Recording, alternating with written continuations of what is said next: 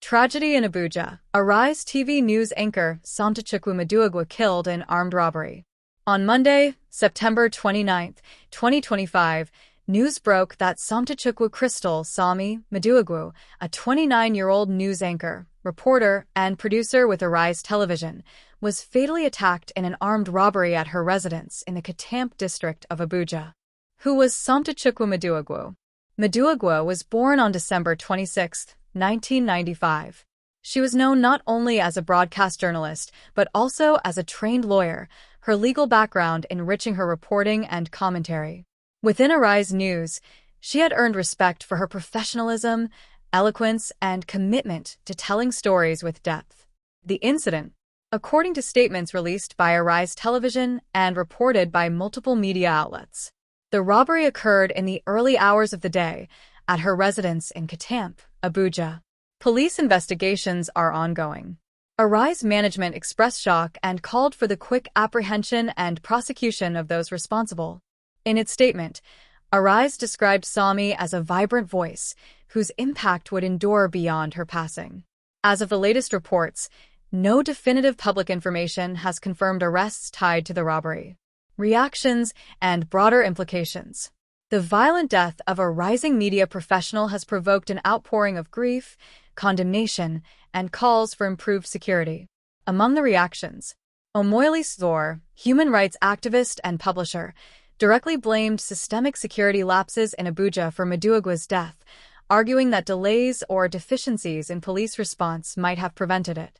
The Arise News family, colleagues, and members of the media community have mourned her loss, stressing that journalism in Nigeria has lost a promising talent.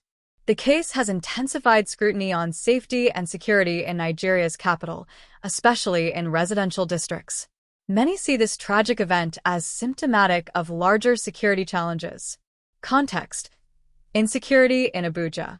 Incidents of armed robbery and violent crime are not new to Abuja and the surrounding Federal Capital Territory, FCT.